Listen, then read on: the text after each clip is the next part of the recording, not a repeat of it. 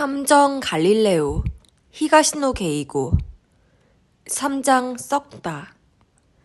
남자는 여운을 즐기려는 듯 언제까지고 사토미의 허벅지를 애무하고 있었다.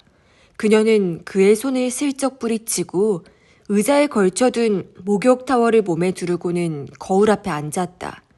핸드백에서 꺼낸 브러쉬로 머리를 빗자 엉킨 머리카락이 끊어지는 소리가 났다.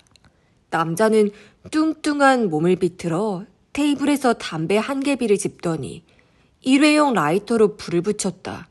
소지품이나 몸치장 따위에 무서울 정도로 돈을 쓰지 않은 구두쇠라는 사실을 사토미는 만나자마자 금방 알아차렸다. 지난번 이야기 한번 생각해봤어? 겹친 베개에 기댄 채 남자가 물었다. 뭐라고 했는데? 벌써 잊었어? 동거 말이야. 아, 그거 물론 잊지 않았다. 피하고 싶었을 뿐이다. 그랬다가는 아들이 가만히 있지 않을 텐데. 그건 괜찮아. 그 애도 이제 어른이니까. 요즘은 집에 잘 오지도 않아. 아내가 죽은 이후로 더 그래. 내가 뭐라든 잔소리 같은 건 하지 않아. 사토미. 남자는 담배를 재떨이에 올려놓고 침대 위를 기어서 다가왔다. 그리고 사토미의 등을 꼭 끌어안았다. 우리 같이 살자. 나 자네와 한시도 떨어질 수 없어. 그건 참 가슴 뿌듯한 말이지만.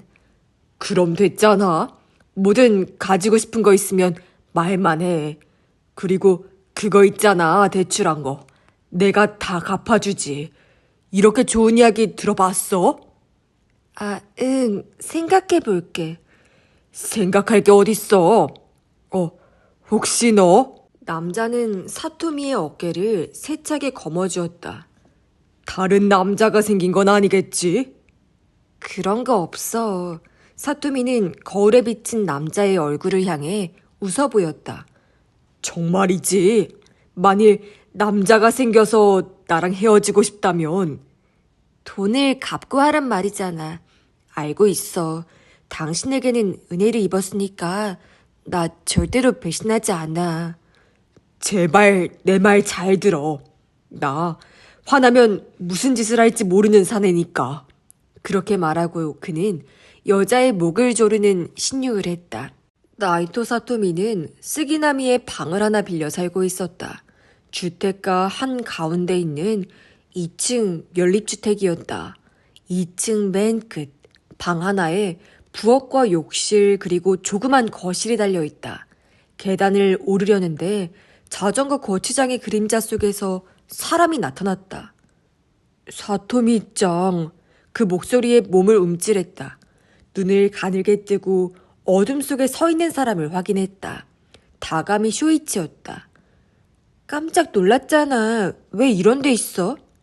사토미짱을 기다리고 있었어. 다가미의 변함없는 그 음침한 목소리에 사토미는 짜증이 치솟았다. 왜 멋대로 찾아오고 그래? 볼 일이 있으면 회사에서 말하면 되잖아. 다가미는 원망스러운 눈길을 던지며 말했다. 오늘 회사가 끝나면 매점 앞으로 와달라고 했잖아. 아, 사토미는 손으로 입을 눌렀다. 아, 깜빡했어. 아침에 말했는데. 미안, 깜빡했어. 그건 그렇고 잠깐 이야기 좀 할 수 있을까? 차라도 마시면서. 지금? 내일은 안 돼? 나 피곤한데. 잠깐이면 돼. 다가미의 애원하는 듯한 눈길이 사토미에게는 너무 귀찮고 부담스러웠다. 그러나 약속한 장소에 나가지 않은 잘못이 있지 않은가? 그보다도 그에게 돈을 빌렸다는 사실이 어깨를 짓눌렀다. 정말 잠깐이야? 두 사람은 역 앞 찻집으로 갔다. 다가미는 커피를, 사토미는 버드와이저와 감자튀김을 시켰다. 빨리 말해. 나 정말 피곤해. 퉁명스럽게 말하고 그녀는 감자튀김을 씹으며 맥주를 마셨다. 다가미는 커피를 홀짝거렸다. 그런 다음 등을 쭉 폈다. 이걸 받아주면 좋겠어. 그가 테이블 위에 작은 상자를 올려놓았다. 뭔데 이거? 열어봐. 성가신 일이 벌어질 거라는 생각을 하면서 사토미는 상자를 들고 포장지를 풀었다. 작은 케이스 안에는 은색 반지가 들어있었다. 내가 만든 거야. 반장 몰래. 다가미는 밝게 웃으며 말했다. 아, 예쁘게 잘 만들었네. 반지에는 작은 꽃과 이파리 장식이 달려있었다. 소녀 취미의 촌스러운 디자인이었다. 내 마음은 잘 알 거야. 같이 니가타로 돌아가자. 내 평생 소원이야. 사토미는 눈을 치켜뜨고 그의 얼굴을 바라보았다. 그런 다음 핸드백을 열어 말보로 라이트를 꺼냈다. 그 대사는 지난번에도 들었던 터라 그녀는 별로 놀라지 않았다. 니가타로 돌아가서 뭘 하는데? 그러니까 결혼을 하는 거야. 아버지도 이제 집안일을 이어받으라고 하고. 이렇게 노골적으로 결혼이란 말을 하다니. 그다운 일이기는 하지만 사토미는 그게 우스웠다. 그는 아직 25이다. 그 이야기는 벌써 몇 번이나 안 된다고 했잖아. 난 아직 누구랑 결혼할 생각이 없어. 그러지 말고 좀 진지하게 생각해봐. 나 반드시 사토미를 행복하게 해줄게. 사토미 짱을 위해서라면 나 뭐든 할 수 있어. 다가미는 기도하듯 가슴 앞에 손가락을 깍지 꼈다. 왜 내 주변의 남자는 하나같이 이 모양이야? 사토미는 넌덜머리가 났다. 눈앞에 있는 다가미도 단 한 번의 육체 관계를 가졌을 뿐인데 마치 자기 여자인 듯 생각한다. 그러나 이 남자라면 간단히 버릴 수 있다. 그 인간은 어렵지만 어떻게든 방법을 강구해야 한다. 조금 전에 만난 남자의 얼굴을 떠올리며 그녀는 생각했다.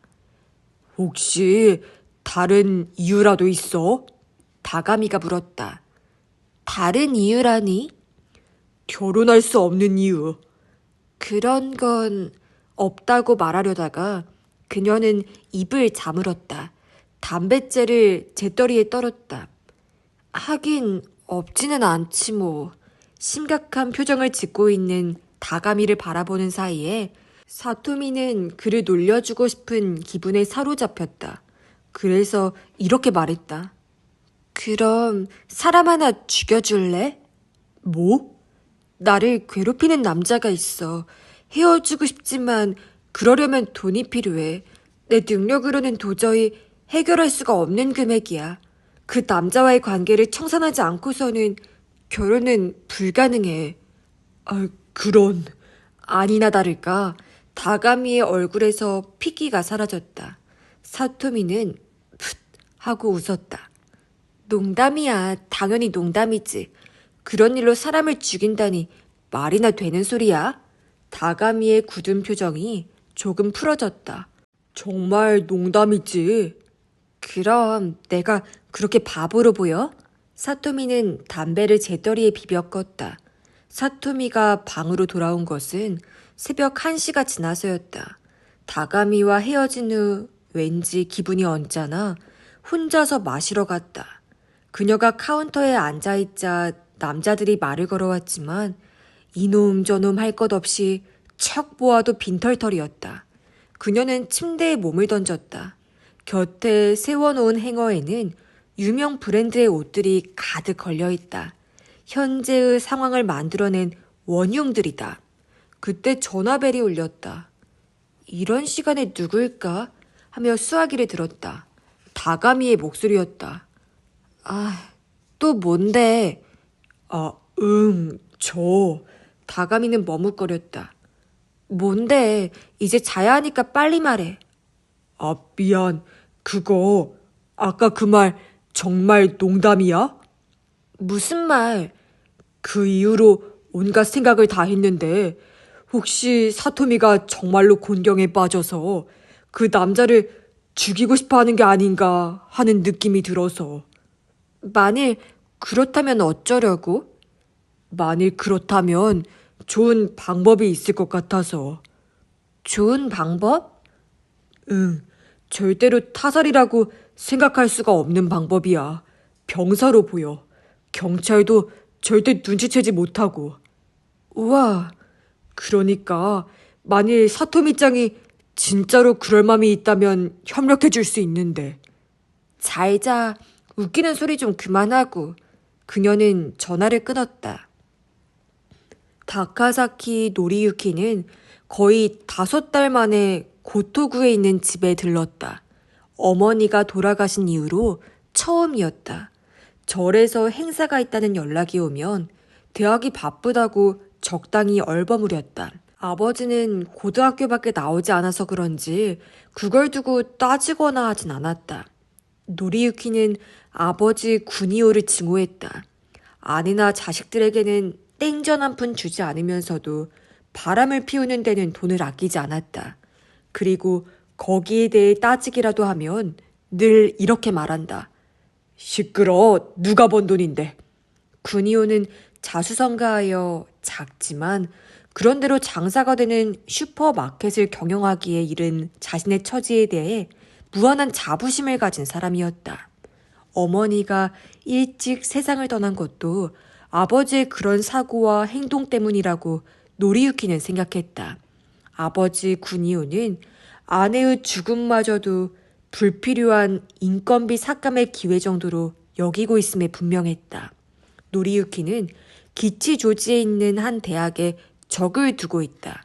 집에서 가까운 거리였지만 조그만 방을 빌려 혼자서 생활하는 것도 매일 아버지 얼굴을 보는 고통에서 벗어나기 위해서였다.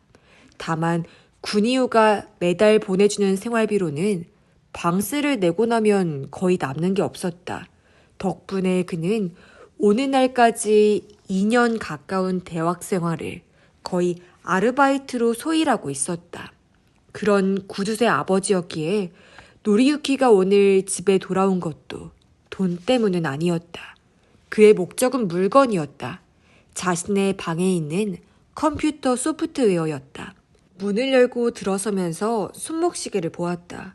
오후 2시가 지나고 있었다. 평일 이런 시간대에 아버지가 집에 있을 리 없다. 그러나 현관문 열쇠를 돌리면서 그는 고개를 갸웃했다. 열쇠가 돌아가지 않는 것이다.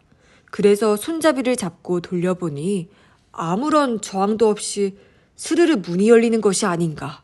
그는 혀를 찼다. 뭐야, 아버지가 벌써 와 있다는 건가? 되돌아가기도 못해서 그냥 안으로 들어섰다. 그리고 귀를 기울였다. 아버지가 어느 방에 있는가를 알기 위해서였다. 그러나 아무 소리도 들리지 않았다. 노리유키는 계단을 올라가서 2층에 있는 자신의 방으로 들어가 필요한 물건을 서류 봉투에 담았다. 잘만 하면 아버지와 얼굴을 마주치지 않을 수도 있겠다고 생각했다. 살살 계단을 내려왔다.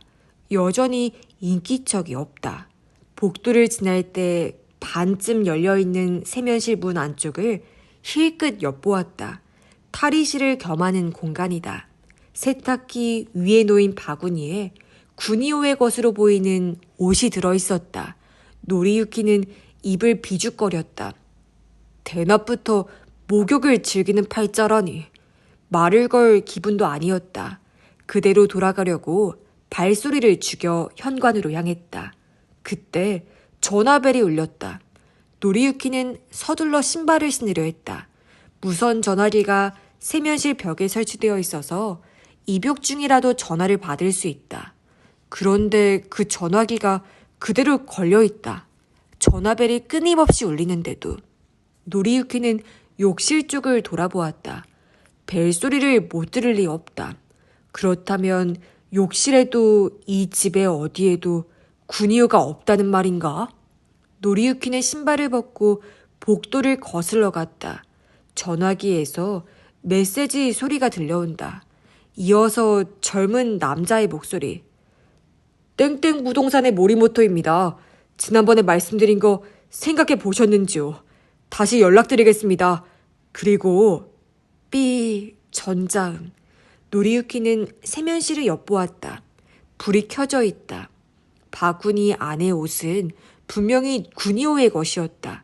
천박한 핑크색 폴로 셔츠가 눈에 익다. 문득 아래로 눈길을 떨어뜨리자 장갑 한 짝이 떨어져 있었다. 더러운 실장갑이었다. 노리유키는 고개를 갸우뚱했다. 아버지가 윤활유 같은 걸 만지는 일은 절대로 하지 않는다는 사실을 잘 알고 있었다. 그는 욕실 문에 손을 댔다. 그리고 밀었다. 다카사키 구니오는 길고 좁은 욕조 안에 들어있었다. 두 다리를 쭉 뻗고 두 손은 몸 옆에 두고서 욕조 벽에 기댄 고개가 부자연스럽게 비틀려 있었다. 노리유키는 서둘러 문을 닫고 무선 전화기를 집어들었다. 심장이 빠르게 고동치기 시작했다. 그러나 그것은 공포나 쇼크 때문은 아니었다. 이렇게 멋진 일이 현실에서 일어나도 좋단 말인가? 그런 생각이 그의 가슴을 고동치게 하고 있었다. 신발바닥이 체육관 바닥을 쓸면서 찍찍 소리가 난다. 때로 둥. 그 낮은 울림은 앞으로 몸을 기울이며 발을 디딜 때 나는 소리다. 구산아기에게는 그리운 옛날의 추억이 녹아들어 있는 소리였다. 복식 시합이 벌어지고 있었다. 한쪽 팀에 유가와 마나부가 있다. 그가 지금 서브를 넣으려 하고 있다. 네트 바로 위를 아슬아슬하게 통과하여 앞라인 꽉 찬 자리에 떨어지는 절묘한 서브가 들어갔다. 상대가 그것을 높이 쳐올린다. 유가와의 파트너가 후방에서 스매싱을 하고 상대가 다시 그것을 받아낸다. 잠시 멋진 랠리가 이어지다가 유가와 앞으로 찬스볼이 떠올랐다. 날카롭게 라켓을 휘두른 것 같았는데 셔틀콕은 한 템포 늦게 빙글빙글 돌면서 건너편 코트 위에 떨어졌다. 상대는 꼼짝도 하지 못했다. 심판이 게임 종료를 선언한다. 두 팀의 선수들은 웃으면서 악수를 교환한다. 유가와가 코트에서 물러나는 것을 보고 구사나기가 손을 번쩍 치켜들었다. 과연 대단해. 아직도 옛날 솜씨가 그대로 남아있네. 마지막에는 스매싱으로 결정할 것 같았는데 컷을 하다니 놀라워. 그거 스매싱이야. 스매싱으로 진 거야. 어? 그렇지만 이거. 유가와는 들고 있던 라켓을 구사나기에게 보여주었다. 중간쯤에서 거트 하나가 끊어져 있었다. 끊어진 이 부분에 닿은 것 같아. 그게 컷으로 보였다니. 옛날 명선수의 눈도 많이 나빠진 것 같네. 구사나기는 얼굴을 찌푸리더니 라켓을 두세 번 휘둘렀다. 기분 좋은 감촉이었다. 가끔씩 배드민턴을 좀 해보는 게 어때? 경찰서 체육관에서 유도나 검도만 하는 것도 지겨울 텐데. 유가와가 타월로 몸을 닦으며 말했다. 경찰관의 격투기 훈련을 물리학 교수의 여가 활동과 같이 취급하면 안 되지. 기다려. 언제 한번 내가 상대해 줄 테니까. 단 이번 바쁜 일 좀 끝낸 다음에. 얼굴을 보니까 또 골치 아픈 사건을 맡은 모양이군. 응, 골치 아픈 일이라고 할 수도 있고. 그래서 나에게 의논하러 왔다는 거지? 아니야. 이번에는 자네 실력으로도 무리가 아닐까 싶어. 분야가 다르니까. 분야가 달라? 그래. 이번에는 의학 분야거든. 그렇게 말한 다음 구사나기는 위 호주머니에 손을 넣어 폴로라이드 사진을 한 장 꺼냈다. 이번에 성불한 분이야. 유가와는 불쾌한 기색도 없이 사진을 들여다보았다. 행복한 죽음이란 게 있다면 바로 욕탕에서 죽는 게 아닐까 싶어. 화장실이라면 지나간 인생이 오물로 범벅이 되는 듯한 기분일 테니까. 시체 보고 뭐 느끼는 거 없어? 글쎄, 딱히 외상도 없는 것 같은데. 가슴에 이 반점 같은 건 뭐야? 문제는 바로 그거야. 구사나기도 새삼 그 사진을 멀뚱히 바라본다. 사진에는 욕조에 잠겨있는 시체가 찍혀 있었다. 죽은 사람의 이름은 다카사키 구니오, 고토구에 사는 슈퍼마켓 주인이다. 시체는 아들이 발견했지만 그는 바로 경찰에 연락하지 않았다. 그는 우선 잘 아는 의사에게 전화해서 집으로 오게 했다. 그 시점에서 아들은 타살이라는 가능성을 조금도 염두에 두지 않았던 것이다. 다카사키 구니오는 심장이 약했다. 그런 사실을 잘 알고 있었기에 연락을 받은 의사는 심장 발작을 일으켰을 것이라 생각했다. 그런데 시체를 보았더니 그 모습이 너무 묘했다. 그래서 경찰에 연락한 것이다. 근처의 관할 경찰서에서 형사가 달려갔다. 그러나 그들의 눈으로도 이것이 사고로 인한 죽음인지 질병인지 아니면 타살인지 판단하기가 힘들었다.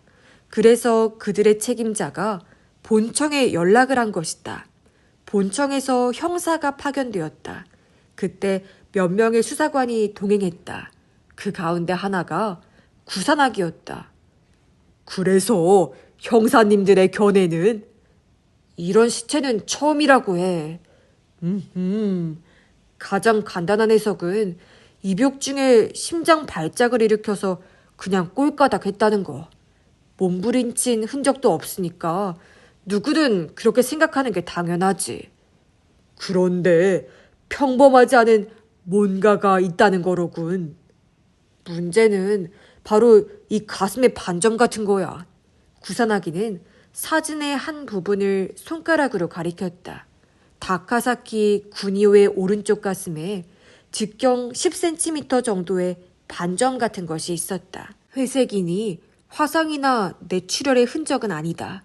아들도 아버지의 가슴에 그런 반점이 있는 걸 본 적이 없다고 증언했다. 해부 결과 놀라운 것이 나타난 거야. 뭔데 그게? 사람 애태우지 말고 좀 빨리 말해봐. 회색 부분은 세포가 완전히 괴사한 것이라고 해. 괴사? 물론 인간이 죽으면 이윽고 피부 세포가 죽지. 그렇지만 이 반점 부분은 그런 게 아니라는 거야. 순간적으로 괴사한 흔적이란 거야. 순간적이란 말이지. 유가와는 몸을 다 닦은 다음 타월을 스포츠백 안에 넣었다. 그런 병은 없어? 들어본 적이 없다는 게 해부학 의사의 말이야. 약물을 사용했을 가능성은? 시체에서는 아무것도 검출되지 않았어. 하긴 그런 약물이 존재하는지 안 하는지도 모른다고 하니까. 어쨌든 이 반점만 없다면 시체는 심장마비로 인한 죽음이 분명하다고 해. 심장마비를 일으키는 것만이라면 방법이야 있지. 유가와는 중얼거렸다. 감전사 말일 테지. 그 정도는 나라도 생각해낼 수 있어. 코드를 콘센트에 연결한 테이블 탭을 욕조에 넣는 방법. 그렇지만 그 방법은 확실하지가 않아. 자세한 내용은 모르지만 전기가 흐르는 길과 관계가 있는 모양이야. 전류 밀도는 두 극 사이의 최단 경로에서 가장 높아지므로 확실한 쇼크사를 유도하려면 심장을 사이에 두고 전기 코드를 세트해야만 할 거야. 설령 그렇게 해서 감전사 시켰다고 하더라도 이 같은 반점이 남을 리 없다는 게 전문가 의견이야. 그래서 두 손을 들었다는 말이로군. 유가와는 빙긋 웃었다. 그래서 기분 전환이나 할 겸 자네를 찾아왔지 뭐. 얼마든지 봐. 이 얼굴이 좋다면. 무슨 계획이라도 있어? 없다면 오랜만에 한 잔 어때? 나야 괜찮지만 자네는 그럴 여유가 없잖아. 그런 골치 아픈 사건이 일어났는데. 사건인지 아닌지를 모르니까 골치가 아프다는 거야. 학생 시절 배드민턴 연습이 끝나면 자주 마시러 가던 술집으로 갔다. 카운터에 앉은 여주인이 구산아기의 얼굴을 기억하고 반갑게 맞아주었다. 지금 형사라고 하자 가장 사람 좋아 보이더니만 역시 사람은 겉보기와는 다른 모양이야. 라는 묘한 말을 했다. 잠깐 옛날 이야기를 나눈 후 그 변사체 이야기로 돌아갔다.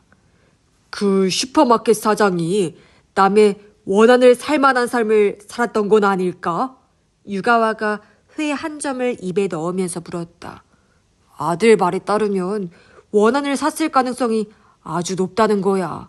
혈혈단신으로 어릴 적부터 악착같이 모아서 그런 가게를 만들어낼 정도에 이르렀으니 금전적인 면에서 꽤나 야박하고 천박하게 군 것 같아.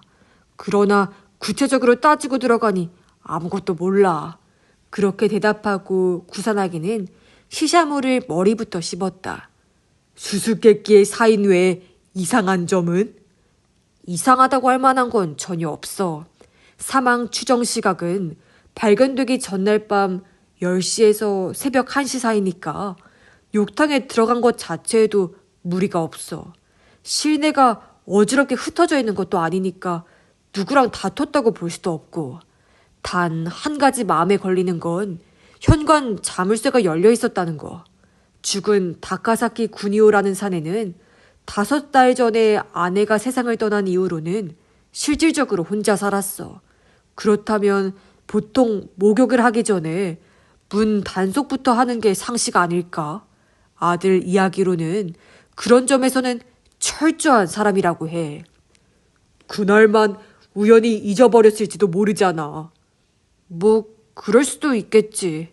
유가와는 구산아기의 컵에 맥주를 따르며 낄낄 웃었다. 왜 뭐가 이상해? 기분 나쁘게 웃고 그래. 아니야, 미안. 이런 상태에서 만일 용의자로 추정되는 인물이 떠오른다면 어떻게 할까 하는 생각이 들어서. 무슨 말이야? 구산아기도 유가와의 컵에 맥주를 따라주었다. 그렇지 않은가? 살인 방법을 모르는데 어떻게 추궁할 수가 있겠어? 그 용의자가 형사님, 내가 죽였다면 어떤 방법으로 죽였는지 어디 한번 말씀해 보시죠. 라고 하면 뭐라고 대답할 거야? 반쯤은 약을 올리는 듯한 유가와의 질문에 구산아기는 얼굴을 찌푸렸다. 이번 사건만은 취조실에 접근하지 않을 생각이야. 그게 정답이겠지.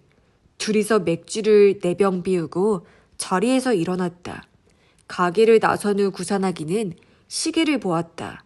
겨우 9시가 조금 넘었을 뿐이다. 이 차로 한 잔 더 안 할래? 가끔은 긴자 같은데도 괜찮지 않겠어? 유가와는 짐짓 깜짝 놀라면서 뒷걸음질 쳤다. 갑자기 왜 그래? 보너스라도 탔어? 죽은 다카사키가 잘 가던 술집이 있어. 거기에 가볼까 해서. 다카사키의 우편함에 그 술집에서 보낸 우편물이 들어있었다. 청구서였다. 아들 노리유키가 그 구두쇠 아버지가 술 마시는데 이런 돈을 들였을 리가 없습니다. 라고 자신있게 말할 만한 금액이었다. 그렇다면 거기 근무하는 호스티스에게 푹 빠져 있었던 게 아닐까? 자네가 산다면 대환영이지만. 유가와는 안주머니를 더듬으며 지갑을 확인하는 신용을 했다. 가끔은 분에 넘치게 마시는 것도 좋지 않을까? 우린 어차피 걱정해야 할 가정도 없으니까 말이야. 빨리 지키고 가꾸어야 할 가정을 만들어야 하지 않겠어? 구산아기는 유가와의 등을 가볍게 툭 쳤다. 가게 이름은 큐리어스였다. 장중한 인테리어에 안정된 분위기. 약간 어두운 조명 아래 테이블이 배치되어 있었다. 긴 머리 여자 2명이 테이블에 와 앉았다. 처음이시죠? 하고 확인하듯이 물었다. 다카사키 씨가 소개해서 왔지. 물수건으로 손을 닦으면서 구산아기가 말했다. 자주 오지, 다카사키 씨. 다카사키 씨? 여자가 조금 놀란 듯 눈을 동그랗게 떴다. 슈퍼마켓을 경영하는 다카사키 씨 말이야. 어머, 여자는 구산아기와 유가와의 얼굴을 번갈아 살폈다. 그러더니 몸을 앞으로 기울이고 목소리를 낮추었다. 손님들 모르세요? 뭘? 다카사키 씨는 말이죠. 여자는 주변을 신경 쓰며 말했다. 죽었어요. 뭐야? 구산아기는 과장되게 눈을 크게 떴다. 정말? 정말이죠. 2, 3일 전에요. 웬 뚱딴지 같은 소리야. 이봐, 자네는 알고 있었어? 구산아기가 유가와에게 물었다. 처음 듣는 소리야. 유가와는 무뚝뚝하게 대답했다. 왜 죽었는데? 알아? 구산아기가 호스티스에게 물었다. 그걸 잘 모른대요. 아마 심장마비일 거라고 하던데. 집에서 목욕을 하다 죽은 걸 아들이 발견했다고 해요. 자네 어떻게 그런 걸 다 알아? 신문에 나온 걸 마담이 보고 놀라서 보여주었거든요. 시체가 발견된 그 다음날 조간에 다카사키 군이오의 변사에 대한 기사가 조그맣게 실렸다. 구산아기도 알고 있었다. 손님들은 다카사키 씨랑 어떤 관계? 그냥 술 마시고 노는 지인 관계라고 할까? 하긴 죽은 것도 모르니까 지인이라고 할 수도 없겠네 뭐.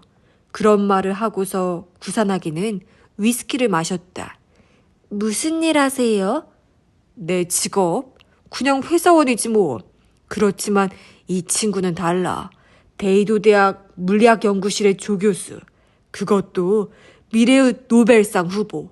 그렇게 말하고 유가와를 소개하자 우와 하고 여자는 감탄사를 터뜨렸다. 정말 대단하신 분이시네요. 대단할 것도 없어. 유가와는 무뚝뚝하게 말한다. 노벨상 후보도 아니고. 겸손 떨지 마. 명함이나 한 장 줘. 구산아기가 말했다. 안 믿는 것 같으니까. 이것은 상대심의 경계심을 무너뜨리는데 협력해달라는 사인이었다. 그런 눈치를 차리고 못 이기는 척하며 유가와는 여자에게 명함을 내밀었다. 우와, 물리학과 제13연구실. 뭘 연구하세요? 상대성 이론과 다윈의 진화론을 뉴턴적으로 풀어가는 연구야. 네? 뭔데요, 그게? 무슨 말인지 모르겠어요. 간단히 말해. 일반인에게는 똥으로도 쓸 수 없는 그런 연구라는 거지. 유가와는 별로 재미없다는 표정으로 위스키 잔을 입으로 가져갔다. 다카사키 씨가 왔을 때도 자네가 상대한 거야? 구산아기가 여자에게 물었다. 제가 옆에 앉을 때도 있지만 대체로 사토미짱이 서비스했죠. 마음에 들어했으니까요. 어느 애? 저기 검은 옷 입고 있는 애요. 그 방향을 보니 검은 미니스커트 차림의 여자가 다른 손님을 상대하고 있었다. 나이는 아직 20대 초반을 넘지 않았을 것이다. 쭉 뻗은 긴 머리카락이 어깨 바로 위까지 흘러내렸다. 나중에 좀 불러줄래? 그럴게요. 그 요청은 10분 만에 성사되었다. 사토미의 손님이 일찍 자리에서 일어났기 때문이다. 구산아기는 아까와 똑같은 대화로 상대의 경계심을 풀어놓았다. 또한 사토미가 본명이고 한자로는 청미라고 쓴다는 것도 알아냈다. 사람이란 정말 언제 어떻게 될지 알 수가 없다니까. 그렇게 건강하던 다카사키 씨가 욕탕에서 꼴까닥 할 줄이야. 구산아기는 크게 한숨을 내쉬었다. 저도 깜짝 놀란걸요. 사토미가 대화에 응했다. 자네도 신문을 보고 알았어? 네. 그랬군. 무척 놀랐겠어. 정말 믿을 수가 없었어요. 사토미는 입술을 내밀며 그렇게 말했다. 말을 하는 태도나 동작 하나하나가 아주 나른한 느낌을 주는 여자였다. 화장을 해서 알아보긴 힘들지만 한낮에 보면 잠 오는 듯한 얼굴일 것이라고 구산아기는 상상했다. 그러나 이런 분위기에 끌리는 남자가 적지 않다는 것도 잘 알고 있었다. 그리고 이런 타입의 여자가 늘 느리거나 게으르지만은 않다는 사실을 수많은 범죄자를 접해온 경험을 통해 잘 알고 있었다. 구산아기는 사토미가 일회용 라이터로 담뱃불을 붙이는 모습을 관찰했다. 그녀의 오른손 중지와 약지에 반지가 끼어 있었다. 자네, 낮에는 뭘 해? 갑자기 옆에서 유가와가 물었다. 아, 낮에 말인가요? 다른 직업을 가지고 있을 것 같아서. 유가와가 단정적으로 말해서인지 사토미는 가볍게 고개를 끄덕였다. 뭘 하는데? 구사나기가 물어보았다. 보통의 사무원인가? 네, 그래요. 어떤 직종의 회사인지 맞춰볼까? 유가와가 말했다. 제조업, 즉 메이커. 사토미는 바쁘게 눈을 깜빡거렸다. 어떻게 알았어요? 그건 물리학의 기본이니까. 유가와의 말을 듣고 사토미가 무슨 말을 하려는데 누군가가 그녀의 이름을 불렀다. 그러자 그녀는 잠깐 실례한다면서 자리를 떴다. 구사나기는 재빨리 손수건을 꺼내 그녀의 테이블 위에 놓여있는 일회용 라이터를 집어들었다. 큐리어스라는 가게 이름이 들어있었다. 현장에서 피해자 이외의 지문이 꽤나 많이 나온 모양이지? 구사나기의 의도를 알아차리고 유가와가 물었다. 얼마나 나왔더라? 대답하면서 구사나기는 손수건으로 싼 라이터를 가슴 주머니에 넣었다. 타살이라고 하더라도 이번 사건의 범인이 지문을 남기는 실수를 하진 않았겠지만 믿져야 본전이니까. 그런 성실한 노력이 열매를 맺을 수도 있지. 그럼 얼마나 좋겠어. 그런데 구사나기는 목소리를 낮추었다. 어떻게 저 애가 제조업에 종사한다는 걸 알았어? 회사에 다닌다면 제조업일 거라고 생각했지. 근무 장소는 아마도 공장 내부일 거야. 다만 그녀 자신은 작업을 하지 않아. 현장에서 사물을 보겠지. 그러니까 그걸 어떻게 알았느냐고. 하나는 머리 스타일. 직모인데도 윗부분이 부자연스럽게 층이 있어. 저건 아마 모자를 쓴 흔적일 거야. 사내에서 모자를 써야 한다면 가장 가능성이 높은 게 제조 현장이 아닐까? 엘리베이터 걸도 모자를 써. 안내양도. 만일 그렇다면 보통의 사무원이냐는 물음에 그렇다고 대답하진 않아. 그리고 또 하나, 머리카락에 미세한 금속 가루가 붙어 있었어. 그건 분진이 많은 직장임을 말해. 여자들에게 가장 귀찮은 것이지. 구사나기는 멀뚱멀뚱 물리학자의 얼굴을 바라보았다. 정말 대단한 관찰력이군. 여자에게 아무 관심도 없다는 표정을 짓고 있더니만. 관찰할 필요가 없으면 이렇게 세심하게 보지 않아. 저 애를 조사하는 게 오늘 여기에 온 목적 아니야? 그건 그렇지만 내친 김에 왜 그녀가 직접 작업을 하는 사람이 아니라고 단정하는지 그 근거를 가르쳐줘. 그건 간단해. 손톱이 너무 길어.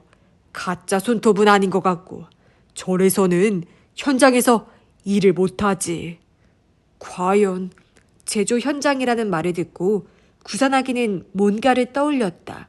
다카사키 구니오의 세면실에서 어울리지 않는 장갑을 하나 주었다.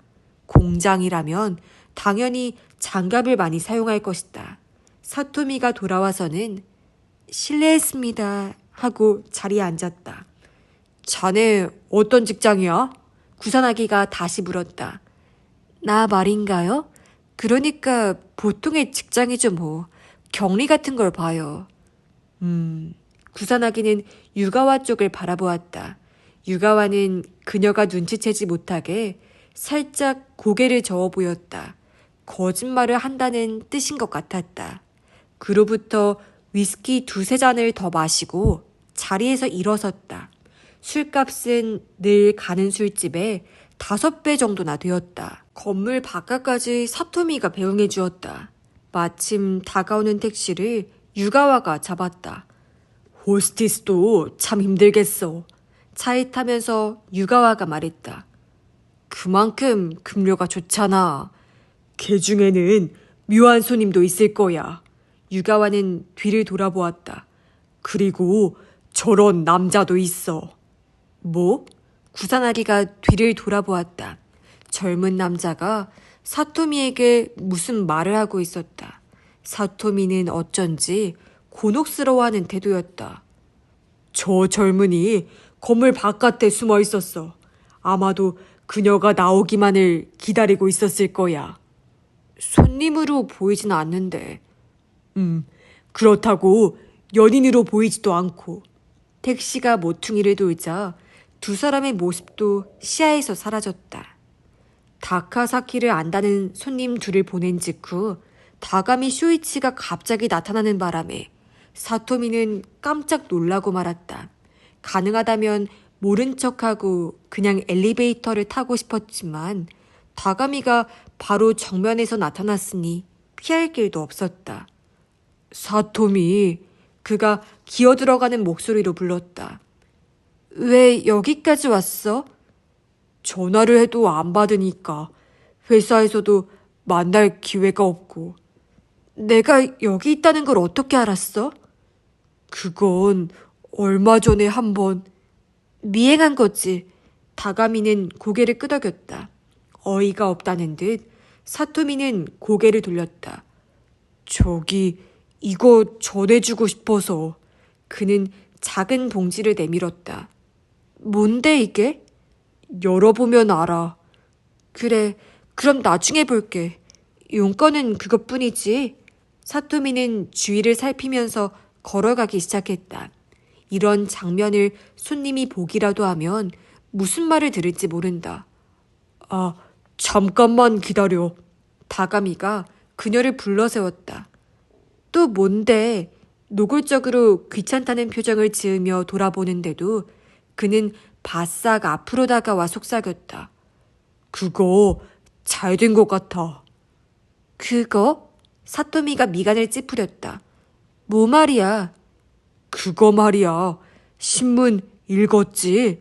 그렇게 말하고 다가미는 청바지 호주머니에서 종이 조각을 꺼내 사토미의 눈앞에 펼쳤다. 그것은 신문 기사를 오려낸 것이었다. 슈퍼마켓 주인 욕실에서 변사라는 제목이 사토미의 눈을 파고들었다. 잠깐만. 사토미는 그의 손에서 신문 기사를 빼앗아 들고 그의 등을 밀며 바로 옆 빌딩의 계단 뒤로 숨었다.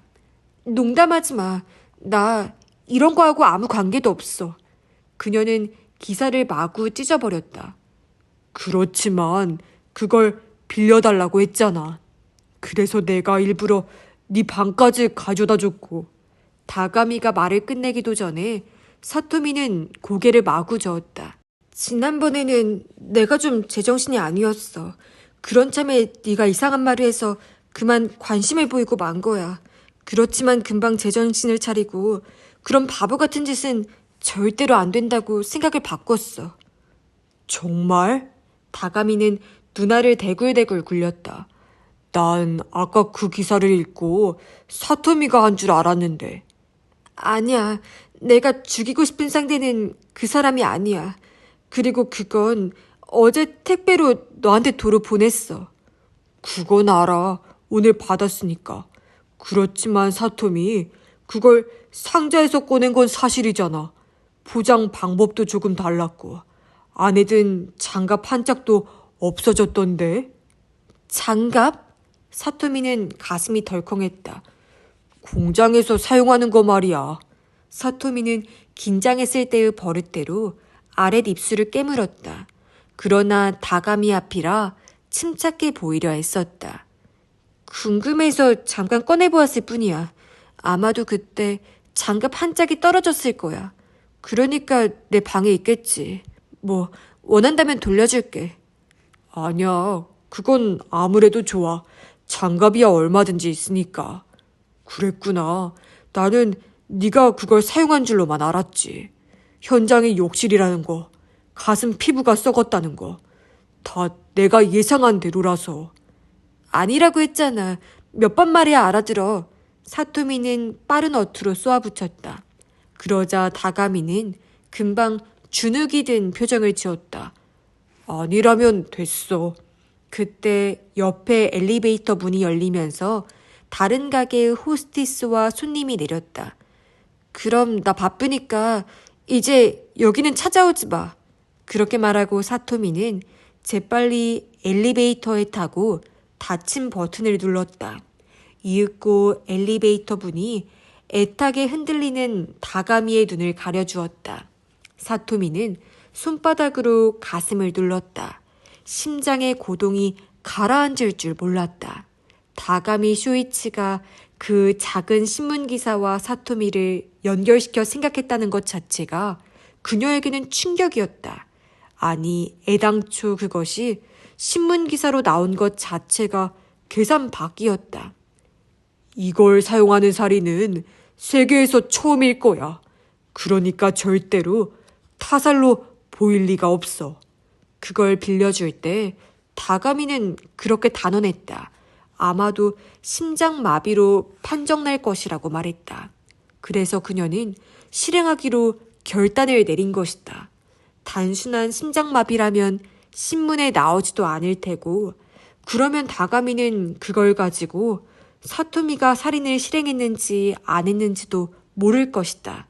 그리고 그것을 사용하지 않았다고 주장하면 다가미에게 약점 잡힐 일도 없다. 이것이 사토미의 생각이었다. 그녀는 마음을 진정시키려고 애썼다. 조금 아슬아슬하긴 했지만 다가미를 속이는 데에는 성공한 것 같았다. 그 또한 그것을 사용하여 사람을 죽인 적은 없을 테니까 시체가 어떻게 되는지 정확히 알 수 없을 것이다. 이런 데서 발목이 잡혀서는 안 된다. 승부는 지금부터다. 다카사키 구니오를 죽였을 때를 떠올렸다. 이상한 일이지만 아직까지 두렵다거나 후회스럽다는 생각은 들지 않는다. 잘 돼서 다행이라는 안도감만이 그녀의 가슴을 가득 채우고 있다. 욕조에 몸을 담그고 있던 다카사키는 그녀가 그걸 듣고 욕실에 들어오는 걸 보고서도 의심하지 않았다. 욕실에서 사용하는 건강기구라면서 미리 보여주었기 때문이다. 그래서 그녀가 그것을 다카사키의 가슴에 가져갔을 때도 그는 몇 초 후에 자신의 심장이 멈추리라는 것은 상상도 하지 못했을 것이다. 그 증거로 그는 마지막까지 싱글벙글 웃고 있었다. 그보다 더 간단한 살인은 아마 이 세상에 달리 없을 것이라고 그녀는 생각했다. 다가미는 정말 좋은 걸 빌려주었다. 엘리베이터에서 내린 다음에야 사토미는 자신이 종이봉지를 들고 있다는 사실을 깨달았다. 다가미에게서 받은 것이다. 가게에 들어서기 전에 그녀는 봉지 안을 들여다보았다. 그리고 얼굴을 찌푸렸다. 그 안에 든 것은 수제 브로치였다. 큐리어스에 간 다음 날 오후 4시가 지나서 구사나기는 혼자서 사이타마현 니이자시에 있는 동서전기 주식회사 공장을 찾아갔다. 나이토 사토미가 낮에 근무하는 회사의 소재지를 알아내었던 것이다. 사실은 더 빨리 움직이고 싶었지만 큐리어스의 마담이 오후 2시가 될 때까지 전화를 받지 않았다. 정문에서 방문객 명부에 이름을 적고 그 자리에서 사내 전화를 빌려 사토미가 일하는 시작부 시작 1과에 전화를 걸었다. 신분을 밝히고 그 부서에 대해서 좀 알고 싶은 게 있어서 관계자와 이야기를 나누고 싶다고 했더니 책임자인 과장이 긴장한 목소리로 물었다. 우리 작업장에 무슨 일이라도. 아니, 그게 아닙니다. 무슨 사건과 관련해서 묻는 게 아닙니다. 의논할 일이라고 해야 맞을 겁니다. 어느 분이든 잠깐 시간을 내주시면 고맙겠는데요. 바쁘신데 정말 죄송하지만. 그런 용건이었습니까? 그럼 누가 좋을까요? 남자 사원이면 되겠습니까? 그럼 좋죠. 사토미에 대해 물으려면 여자가 좋긴 하지만 그랬다가 사토미 본인이 나타나면 곤란하다. 그럼 한 사람을 보내겠다고 말하고 과장은 전화를 끊었다. 수의실 앞에서 5분 정도 기다리자 40대 중반쯤 되어 보이는 키가 작은 남자가 걸어와서 반장 오노데라라고 자기소개를 했다. 구사나기는 고개를 끄덕였다. 현장에서 가장 쉽게 시간을 낼 수 있는 사람이라면 반장뿐일 것이다. 자, 무엇을 알고 싶으신지요? 오노데라는 작업모 위로 머리를 긁적거리며 물었다. 영문도 모르고 형사 앞에 섰으니 당혹스럽기도 할 것이다. 저 회사에 대해서 좀 묻고 싶은 게 있습니다. 구산하기는 부드러운 표정으로 상대를 안심시키려 노력했다. 일의 내용이라든지 이 부서에서 일하는 사람에 대해서입니다. 그러십니까? 반장은 이번에는 손으로 목덜미를 문질렀다. 그럼 먼저 현장을 보여드리겠습니다. 봐도 될까요? 위에서 허락이 내려왔으니까 괜찮습니다. 그럼 이걸 착용해 주시면 감사하겠습니다. 그렇게 말하고 오노데라는 견학자라 적힌 모자와 도수 없는 안경을 건네주었다. 시작부라는 것은 이름 그대로 부품이나 제품의 시작품을 만드는 부서인 것 같았다. 특히 오노데라가 속한 시작 일과에서는 전기 부품의 시작품을 주로 만든다고 한다. 그렇지. 혹시 이거 눈에 익진 않으신가요? 공장으로 가는 도중에 구산하기는 상의 호주머니에서 비닐봉지를 꺼냈다. 그 안에는 다카사키 노리유키의 집 세면장에서 준 장갑이 들어있었다. 이 장갑 말입니다. 오노데라는 멀뚱히 장갑을 바라보다가 고개를 갸웃했다. 글쎄요. 우리 현장에서 사용하는 장갑과 같은 종류로 보이는데 이런 건 종류가 그리 많지 않아요. 그렇겠죠. 예상했던 대답이기도 하고 애당초 그리 큰 기대를 품지 않았기 때문에 구산하기는 비닐봉지를 바로 주머니에 넣어버렸다. 시작 공장은 보통의 체육관을 두세 개 합한 정도의 넓이였다. 그 넓은 플로어에 선반과 볼링기를 비롯한 공작 기계가 무수하게 늘어서 있었다. 각각의 부서 사이를 가르는 칸막이도 없이 머리 위에 시작 일과라고 쓴 표지판이 걸려 있었을 뿐이다. 자동화된 공장이라기보다는 거대한 철공소 같은 인상을 주었다. 생산 라인 같은 건 없군요. 구산하기가 오노데라에게 말했다. 그건 그렇습니다.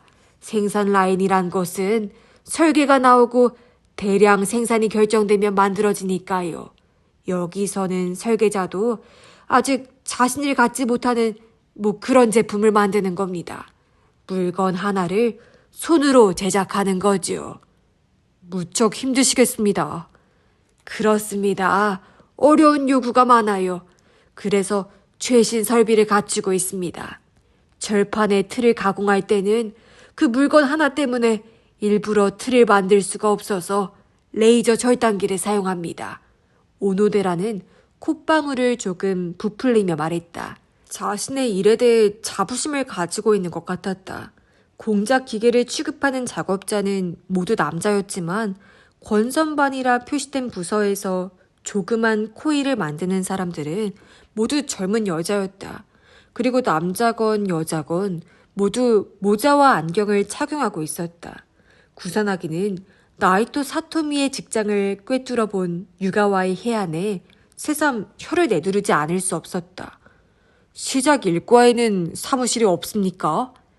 과별로 있는 게 아니라 시작부 전체를 관리하는 사무실이 공장 한 구석에 있습니다. 안내할까요? 구산하기는 잠시 생각하다가 고개를 끄덕였다. 부탁드리겠습니다. 망설인 것은 나이토 사토미와 얼굴을 마주칠 것을 상상해서인데 그때는 그때라고 마음을 다잡았다. 사무실로 들어서자 오노데라는 과장에게 구산하기를 소개했다. 구산하기는 재빨리 사무실 안을 둘러보았지만 나이토 사토미는 보이지 않았다. 과장 이세는 구산하기에게 뭘 조사하는지 집요하게 물었다. 할 수 없이 그는 아까의 그 장갑을 다시 꺼내 사건 현장에 떨어져 있던 것이라고 말했다. 이 장갑을 보고 어떻게 우리 공장을? 이세는 의아하다는 표정으로 물었다. 그건 수사상의 비밀입니다. 그렇지만 조사를 여기만 하는 게 아니니까 걱정하지 않으셔도 됩니다. 구산하기는 재빨리 비닐봉지를 안주머니에 넣어버렸다. 그런데 이 사무실에는 여사원이 없습니까? 여자 작업원 말입니까? 아니요, 그게 아니라 사무원 말인가요? 있죠, 한 사람. 나이토라는 직원인데. 이세는 사무실 안을 둘러보았다. 지금 상사가 불러서 다른 곳에 가 있는 모양입니다. 어떤 사람이죠? 어떤 사람? 뭐 그냥 평범한 여자죠. 여긴 남자들 뿐이라서 꽤나 인기가 있겠습니다. 그건 그렇겠죠. 이세는 누런이를 드러내며 말했다.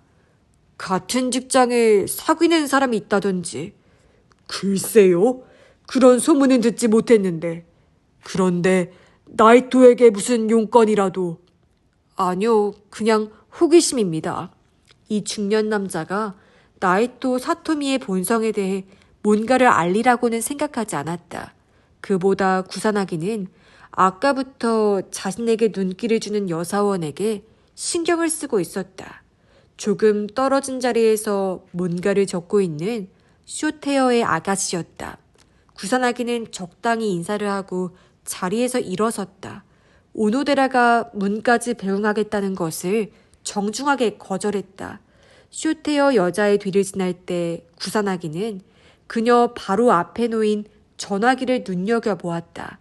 거기 적힌 4자리 숫자를 기억 속에 단단히 새겨두었다. 내선 번호였다. 사무실을 나서자마자 그는 가까운 공중전화에서 그 번호로 전화를 걸었다. 유리창 너머로 쇼테어 아가씨가 수화기를 드는 모습이 보였다. 구사나기는 그녀가 놀라지 않게 신중하게 이름을 밝히고 나서 사정이 있으니 이세 과장에게는 비밀로 나이토 사토미에 대해서 묻고 싶은 게 있다고 말했다. 그의 직감대로 그녀는 흔쾌히 협력해 주겠다고 했다. 아마도 아까부터 이야기하고 싶어 안달이 나 있었던 것 같았다. 공장의 바깥에 있는 휴게실에서 기다려달라고 그녀는 말했다. 구사나기가 휴게실에 들어가 자판기에서 커피를 붓고 있는데 그녀가 젠걸음으로 다가왔다. 하시모토 묘코, 시작 2과에 소속되어 있다고 했다.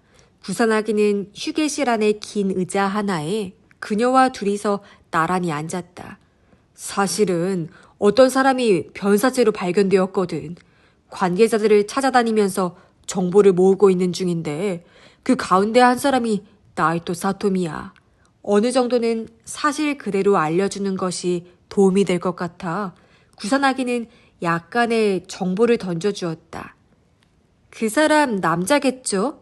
하시모토 묘코는 작은 눈을 반짝이며 물었다. 왜 그렇게 생각하지? 아닌가요? 내 입장이 그래서 사실대로 말은 할 수 없지만 부정하진 않겠어.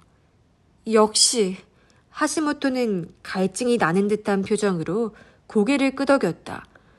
그렇게 말하는 걸로 봐서 나이토 씨의 남자 관계가 꽤나 화려한 모양이지. 그럴 거예요, 그 사람. 회사에서는 얌전한 척하지만 술집에서 낯선 남자랑 같이 있는 걸 봤다는 사람이 꽤나 있거든요. 아, 말하는 투로 봐서 하시모토 묘코는 사토미가 물장사 아르바이트를 한다는 사실을 잘 모르고 있는 것 같았다. 특정한 연인은 없고? 글쎄요. 적어도 직장에는 없어요. 그 사람 현장 사람들한테는 별 관심이 없다고 하더라고요. 그런가? 결혼은 반드시 도쿄 출신의 엘리트랑 하겠대요. 자기는 고졸이다 니가타 출신인 주제. 하시모토 묘코는 입을 삐죽거렸다. 프라이드가 센 모양이지. 말도 마세요. 묘코는 크게 고개를 끄덕였다. 시작부의 다른 과에 그녀의 집에 놀러 가본 사람이 있었어요. 브랜드 제품이 방을 가득 채우고 있더래요.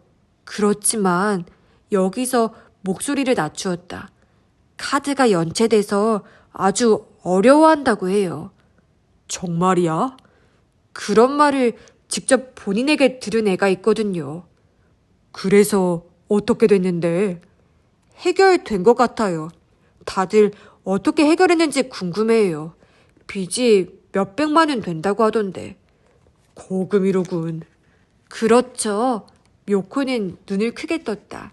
그 가게에서 버는 돈만으로 빚을 청산하는 것은 무리일 것이라고. 구산아기는 큐리어스의 내부를 떠올리며 생각했다. 구산아기는 묘코와 같이 휴게실에 나섰다. 인사를 하고 헤어지려 하는데 그녀가 한 방향을 손가락으로 가리키며 말했다. 저기 걸어가는 저 남자도 사토미에게 푹 빠졌어요. 구산아기는 손가락이 가리키는 쪽을 바라보았다. 작업복을 입은 젊은이가 밀차를 밀며 걸어가고 있었다. 큐리어스의 바깥에서 사토미를 기다리던 바로 그 젊은이였다. 그날 나이토 사토미는 가슴 두근거리는 일과 걱정스러운 일을 하나씩 가슴에 품은 채 큐리어스에 출근했다. 좋은 일이란 마스야마 후미코와의 일이 잘 풀리고 있다는 것이다. 오늘도 그 일로 부장에게 불려갔다. 마스야마 후미코는 본사 생산기술부에 적을 둔 남자 사원이지만 결코 평범하지 않았다. 그는 동서전기의 하청회사인 마스야마 제작소의 뒤를 이을 사람이다. 당연히 어느 정도 시간이 지나면 아버지의 회사로 돌아갈 것이다. 지금은 일을 배우려고 동서전기에 적을 두고 있다. 동서전기의 인사부도 그런 사실을 잘 안다. 생산기술부에 발탁된 것도 그곳이 마스야마 제작소와 관련이 있기 때문이다. 그 마스야마 후미코가 사토미를 처음 본 것은 2달 전인 것 같다. 회사 일로 몇 번 미자 공장을 오가는 사이에 그녀를 알게 되었고 그러다 마음이 끌리고 만 것이다. 부장을 통해 만나고 싶다는 말이 사토미에게 전해졌다. 그것이 열흘 전이다. 사토미는 마스야마 후미코를 알고 있었지만 그가 자신을 그런 눈으로 본다는 것은 상상도 하지 못했다. 그리고 무엇보다 그가 그런 특별한 사원이라는 것을 몰랐다. 그래서 관심도 없었다. 그러나 부장에게 자세한 이야기를 듣고 그녀는 그 자리에서 마스야마 후미코에게 관심을 가지기 시작했다. 그것이 자신에게 주어진 인생 최대의 기회라고 생각했다.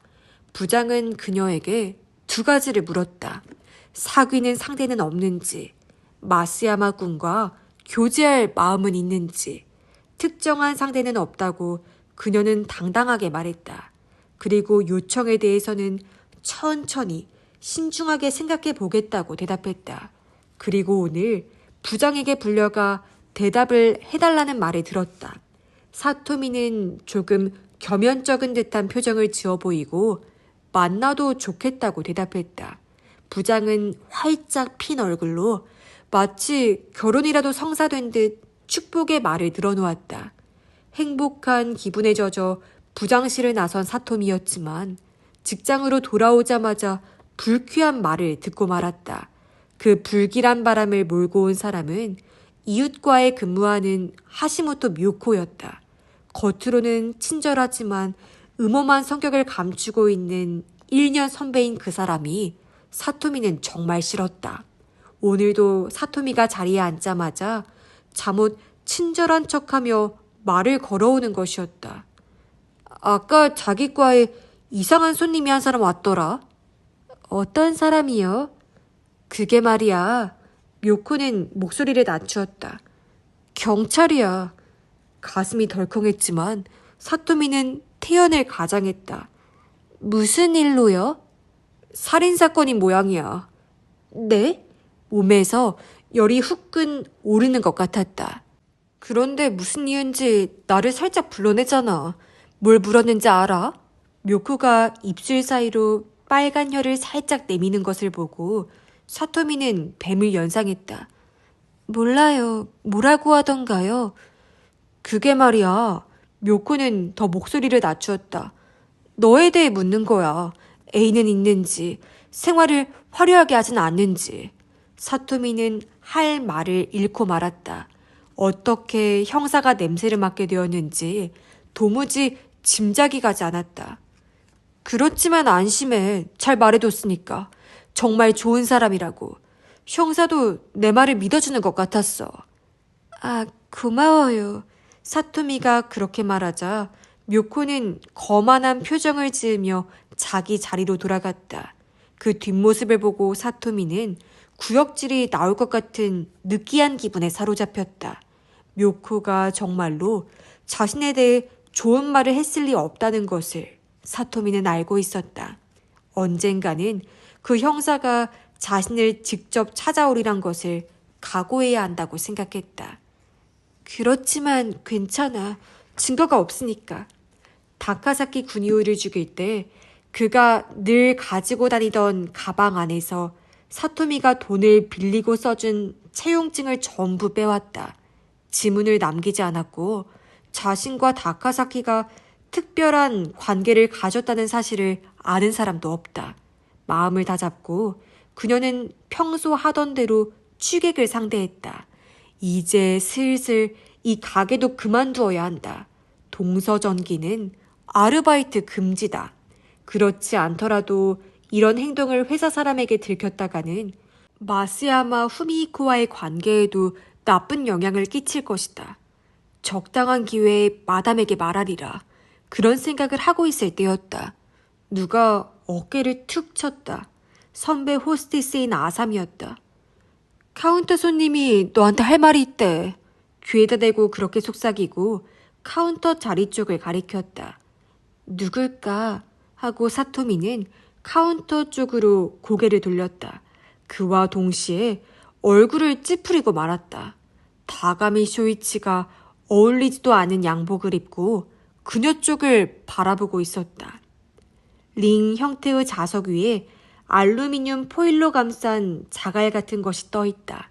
주위에 하얀 연기가 피어오르는 것은 공기 중의 수증기가 냉각되고 있기 때문이다. 작은 돌의 정체는 초전도체였다. 그것을 액체 질소로 식혀서 단열재와 알루미늄 포일로 감아둔 것이다. 하얀 가운을 걸친 유가와가 핀셋으로 초전도체를 자석에 밀어붙였다. 그러자 초전도체는 다시 자석 위에 떠올랐다.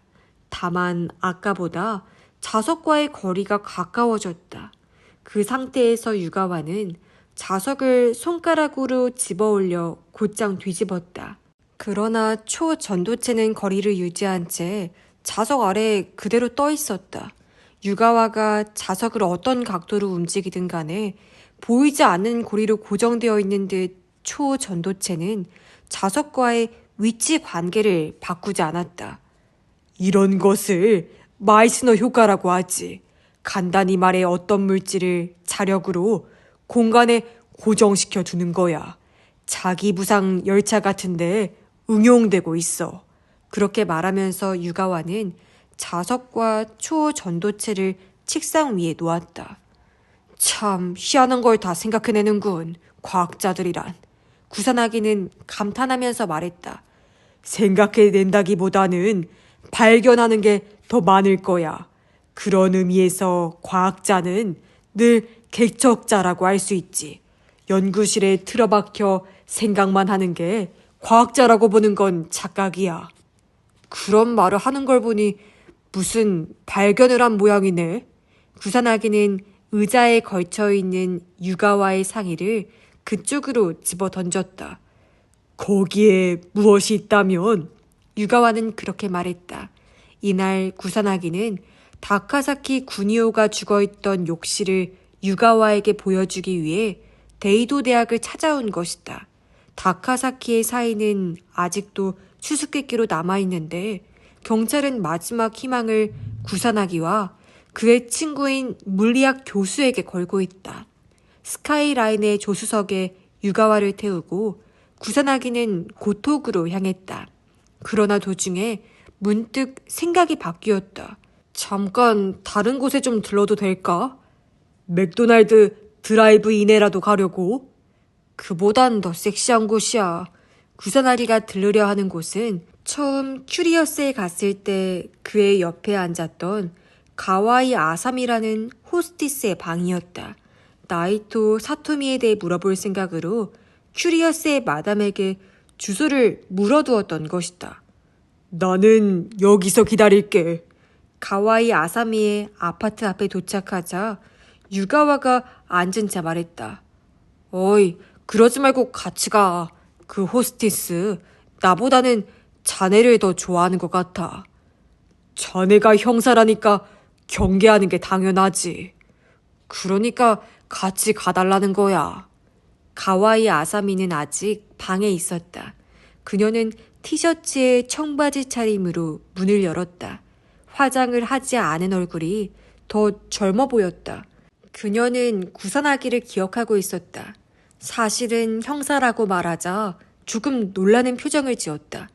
셀러리맨이라고 말했으면서. 형사도 월급을 받으니까. 그렇지만 이 사람이 대학 조교수라는 건 사실이야. 구산하기는 옆에 있는 유가와를 가리키며 그렇게 말했다. 사실은 나이토 사토미에 대해서 좀 알고 싶어서. 뭐야, 사토미짱을 노리고 있어? 노리는 정도는 아니지만 그 사람 빚이 있다는 거 사실이야? 아, 들은 적이 있어. 론 지불이 정말 힘들다고 했어. 그거 지금은 어떻게 됐는데? 글쎄, 최근에는 그런 말을 하지 않았으니까 어떻게 처리되었겠지 뭐. 가게에서 돈을 빌린 적은?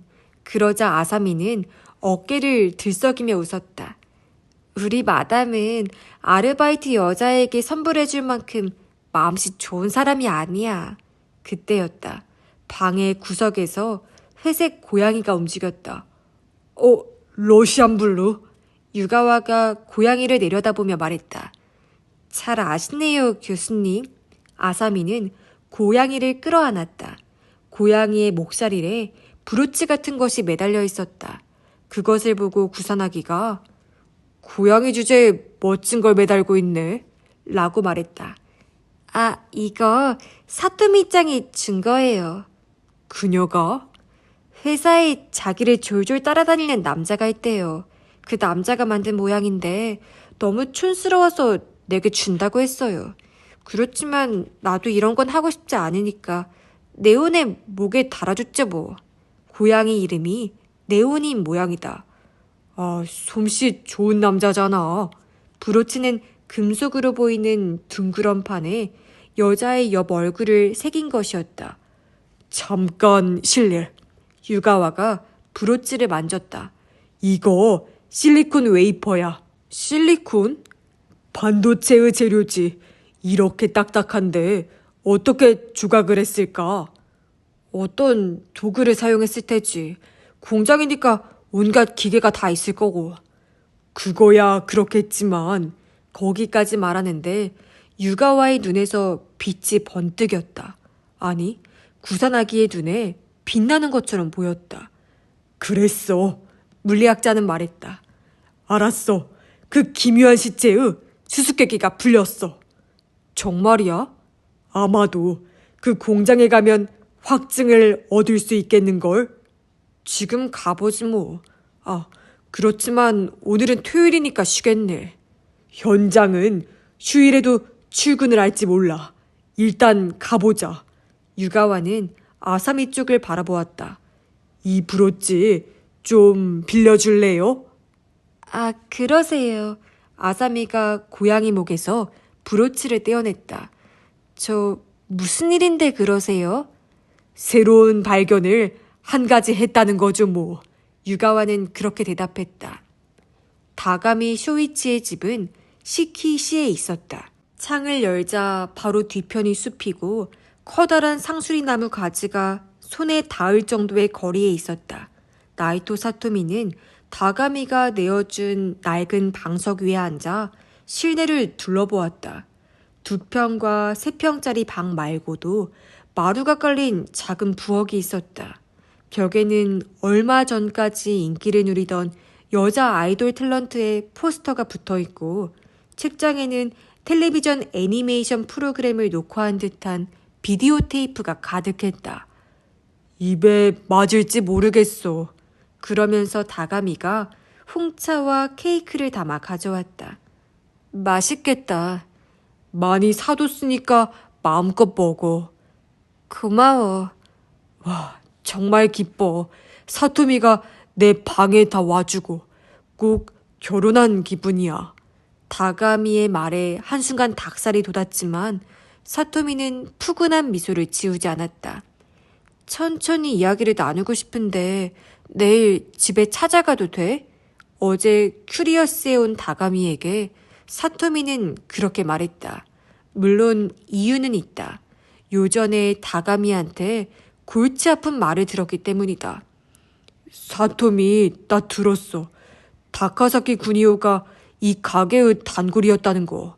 그리고 너를 좋아했다면서. 그렇다면 역시 네가 한 거야.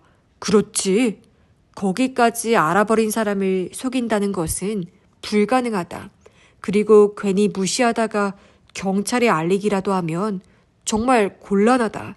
그래서 결말을 짓기 위해 오늘 그의 집에서 만나기로 한 것이다. 그거 가져왔어? 홍차잔을 들고 사토미가 물었다. 그거? 그거 있잖아. 아, 다가미는 고개를 끄덕이고 일어났다. 그리고 현관 쪽으로 걸어갔다. 사토미는 숨겨온 수면제를 재빨리 다가미의 컵에 넣었다. 하얀 분말은 금방 바닥으로 가라앉았다. 가게에 자주 오는 손님한테서 얻은 약이었다. 물론 가져왔지. 봐. 다가미는 커다란 스포츠백을 들고 돌아왔다. 오늘 이른 아침에 공장에 가서 살짝 들고 나온 거야. 일부러? 정말 고마워. 아니야. 근데 뭘 확인하려고? 경찰은 이게 흉기인 줄 절대로 모를 테니까 걱정하지 않아도 돼. 다가미는 상기된 채 말했다. 그럼 좋겠지만. 괜찮아. 나만 입을 다물면 아무 문제 없어. 그리고 나는 사토미 편이야. 너를 괴롭히는 놈은 죽어도 싸. 그 자식 나쁜 놈이었잖아. 응, 그런 셈이지. 그런 놈은 죽어 마땅해. 마음이 썩은 놈은 피부도 썩혀서 죽이면 돼.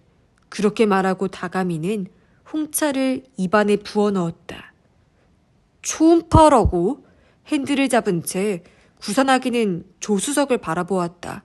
동서전기 사이타마 공장을 향하는 도중이었다. 초음파야. 유가와는 앞을 바라본 자세로 말했다. 그 기묘한 반점은 초음파의 소행이야. 초음파가 그런 걸 만들어내?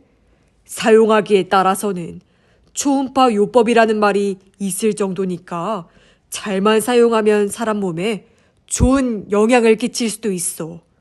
사용하기에 따라서는 흉기가 될 수도 있다는 거네. 그런 셈이지. 유가와는 고개를 끄덕였다.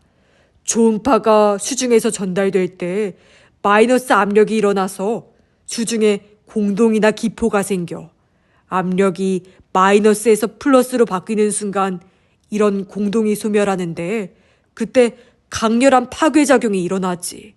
그 현상을 이용하면 보석이나 초경합금이라도 가공할 수가 있어. 그리고 그는 예의 그 브로치를 꺼냈다. 이 실리콘 웨이퍼도 초음파로 세공한 게 분명해. 그렇게 대단한 힘이 있어 초음파에? 무서울 정도지. 초음파 요법은 압력 횟수가 많은 마사지라고 생각하면 되는데 동일한 장소에 장시간 방사하는 것은 위험하다고 해. 자칫 잘못하면 내장에 구멍이 생길 수도 있으니까. 신경 같은 것도 까딱하다가는 마비되고 말지도 몰라. 피부 세포가 괴사하는 경우는 충분히 있을 수 있지. 유가와의 대답을 들으며 구산아기는 핸들을 두드렸다. 그런 걸 다 알면서 왜 빨리 말 안 했어? 그렇게 말하지 마. 그처럼 특수한 것이 가까이 있을 줄 누가 알았겠어? 도저히 이미지가 안 떠올라. 구체적으로 범인은 어떤 방법으로 살인을 한 거야? 이것도 어디까지나 상상인데. 유가와는 전제를 두었다. 욕탕에 들어있는 피해자의 가슴에 초음파 가공기에 혼을 가까이 들이대지 않았을까 싶어. 혼? 공구에 진동하는 부분이라고나 할까? 그런 걸 가볍게 다룰 수가 있는 거야? 작은 거라면 헤어드라이어 정도 될 거야. 거기에 코드를 연결해서 전원에 꽂는 거지. 전원에도 여러 가지가 있지만 손금고만 한 것도 있을 거야. 모르는 게 없는 남자라고. 구산하기는 새삼 감탄했다. 그래서 그 혼을 가슴 가까이에 대고 어떻게 하는데? 전원을 연결하는 거지. 그것뿐이야. 유가와는 명쾌하고 간단하게 말했다. 아마도 혼의 끝부분에서 격렬하게 물방울이 발생했을걸. 그것이 피해자의 가슴에 닿았을 테고 그와 동시에 초음파가 물, 피부, 체액으로 전해져서 마지막으로 심장에 이르게 돼. 강렬한 초음파 진동은 심장의 신경을 마비시키지. 한순간에 그렇게 긴 시간이 필요하지 않았을 거야. 대단한 살인 방법이 등장했다고 구산하기는 고개를 저었다. 공장에 도착하자 구산하기는 시작 일과의 현장으로 직행했다. 오늘 오노데라가 출근해 있다는 것을 전화로 확인한 터였다. 초음파 말입니까? 오노데라는 구산하기와 유가와의 얼굴을 번갈아 바라보았다. 이걸 가공할 수 있는 기계가 있을 텐데요. 그렇게 말하고 유가와는 브로치를 내밀었다. 아, 이건 압력 센서용 실리콘 웨이퍼로군요. 오노데라는 브로치를 멀뚱하게 바라보았다.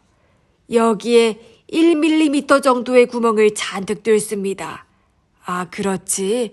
그건 초음파로 뚫습니다. 어디 있습니까, 그 기계는? 어디더라? 자, 이쪽으로. 오노데라가 발걸음을 옮기자 구사나기와 유가와가 그 뒤를 따랐다. 이겁니다. 오노데라가 손가락으로 가리킨 것은 수조 안에 고정된 초음파 가공기였다. 혼의 끝에는 동시에 많은 구멍을 뚫을 수 있도록 꽃꽂이에 침봉 같은 것이 달려 있었다. 이건 아닌데. 전원도 너무 크고 도저히 들고 다닐 수가 없어. 유가와는 그렇게 중얼거리고 나서 오노데라에게 물었다. 이것 말고는 없습니까? 여러 가지가 있죠. 초음파 용접기라든지 초음파 연막이라든지. 사람이 가볍게 들고 다닐 수 있는 건 없습니까? 들고 다닐 수 있는 정도라면 오노데라는 모자 위에서 머리를 긁적거렸다. 아마 저거지 싶은데. 있습니까? 오노데라는 바로 옆에 철제 선반을 바라보았다. 거기에는 계측기나 종이 상자 같은 것이 들어있었다. 어라, 이상한데? 그는 고개를 갸웃했다. 어이, 미니 초음파 어디 있어? 오노데라가 곁에 있는 작업원에게 물었다. 없습니까? 젊은 작업원이 선반을 살펴보았다. 이상하네. 분명히 여기 있었는데. 그거 관리는 다가미가 하지? 그렇습니다. 다가미요? 구사나기가 물었다. 다가미 쇼이치? 압니까? 오노데라가 이상하다는 표정으로 고개를 갸웃했다. 조금요. 하시모토 묘코가 나이토 사토미를 짝사랑하는 남자라고 말한 바로 그 이름이었다. 다가미 씨가 그 기계의 관리자입니까? 네, 그 친구가 가장 오래 다루었으니까요. 다가미 씨는 어디에? 오늘은 쉽니다. 쉬어요. 불길한 예감이 구산하기의 뇌리를 스쳤다. 다가미 씨의 주소 좀 가르쳐 주세요. 다가미 쇼이치가 하품을 하기 시작했다. 이상한데 왜 자꾸 잠이 오지? 잠깐 눕지 그래. 사토미가 말했다. 아니야, 괜찮아. 그렇게 말한 직후에 그는 또 하품을 했다. 정말 잠이 오는 건가? 그렇게 잠이 오면 잠깐 목욕이라도 하지 그래. 사토미가 눈을 치켜뜨며 그에게 말했다. 목욕? 응, 잠이 달아날 테니까. 그리고 사토미는 살짝 눈썹을 찌푸리며 말했다. 몸에서 냄새가 좀 나는 것 같아. 그래? 다가미는 자신의 겨드랑이 냄새를 맡아보았다. 목욕하고 와. 사토미가 다시 한번 말했다. 오늘 할 거지? 아, 응. 다가미가 일어섰다. 조금 비틀거리면서 욕실로 걸어가기 시작했다. 나 씻고 올게. 다가미는 욕실에 들어갔다가 금방 나왔다. 수도꼭지를 틀어둔 것 같았다. 몇 분 정도면 욕조에 물이 차? 15분 정도? 대답한 후 다가미는 다다미 위에 앉아 꾸벅꾸벅 졸기 시작했다. 사토미는 방석 위에 앉은 채 시간이 지나가기만을 기다렸다. 다가미는 그냥 잠에 빠져들었다. 14분이 지난 후 그녀는 다가미를 흔들어 깨웠다. 이런 데서 자면 어떡해. 목욕하고 오라니까. 아, 미안. 다가미는 얼굴을 문지르면서 옷을 벗더니 천천히 욕실로 향했다. 사토미는 욕실 문에 귀를 대고 안에 동정을 살폈다. 물이 흐르는 소리 같은 게 들리기도 하다가 금방 조용해졌다. 자기! 조금 후에 일부러 불러보았다. 눈 뜨고 있어? 그러나 대답이 없었다. 그녀는 살짝 문을 열었다.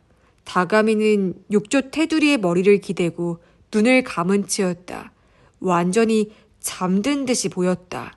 사토미는 발소리를 죽이고 다가미가 가져온 스포츠백 쪽으로 다가갔다. 그 안에는 종이 상자가 들어있었다. 그녀는 뚜껑을 열었다. 이전에 사용한 초음파 가공기가 들어있었다. 사용 방법은 알고 있다.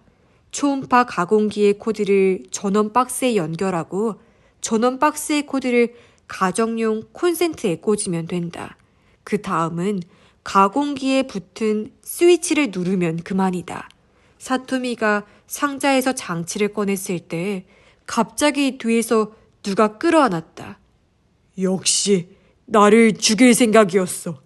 다가미의 몸 때문에 사토미의 등은 흠뻑 젖어버렸다. 엄청난 그 힘에 눌려 도저히 빠져나올 수 없을 것 같았다. 아니야, 그게 아니라니까. 부탁이야. 제발 내 말 좀 들어봐. 안 돼. 이제 안 돼. 절대로 못 믿겠어. 그는 한 손을 뻗어 선반에 있는 테이프를 집어들었다. 그리고 그녀의 두 손을 등 뒤로 돌려 손목에 테이프를 감았다. 도저히 손을 사용할 수 없게. 잠깐만 기다려. 오해야. 제발. 사토미는 애타게 하소연했지만 다가미의 귀에는 들리지 않는 것 같았다. 그는 여자의 두 다리도 테이프로 묶어버렸다. 그녀는 꼼짝도 할 수 없는 신세가 되고 말았다. 다가미는 그녀의 몸을 안아 일으키더니 욕실로 들어갔다. 그리고 옷을 입은 그대로 그녀를 욕조에 집어넣었다. 여자가 비명을 질렀다. 왜 이래? 소리 지르지 않는 게 좋을 거야. 너를 위해서라도. 다가미는 일단 바깥으로 나갔다.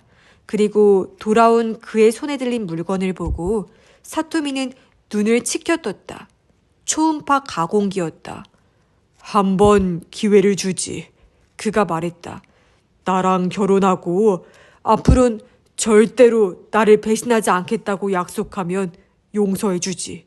그게 싫다면 손에 든 기계를 그녀의 가슴으로 가져갔다. 콜라병처럼 생긴 은색 혼이 물에 닿았다. 여기에 전원을 연결할 수밖에 없어. 사토미는 격렬하게 몸을 뒤틀었다. 살려줘. 제발 살려줘. 그럼 약속할 거야? 약속할게. 뭐든 시키는 대로 할게. 제발 죽이지 마. 다가미는 그녀를 내려다보고 잠시 침묵을 지켰다. 물고기처럼 표정 없는 눈이 사토미에게는 너무도 음침해 보였다. 싫어. 그가 말했다. 그건 진심이 아니야. 살고 싶으니까 거짓말을 하는 거야. 역시 난 이렇게 할 수밖에 없어. 그리고 다시 혼을 그녀의 가슴으로 가져갔다. 바로 그때 현관에 차인벨이 울렸다. 차인벨을 2번 눌렀지만 대답이 없었다. 없나? 구산아기가 중얼거렸다. 그렇지만 부엌에는 불이 켜져 있는데? 유가와가 창 아래 서서 까치발을 했다. 그의 안색이 바뀌었다. 왜 그래? 비명이 들려. 여자의 비명이야. 뭐라고?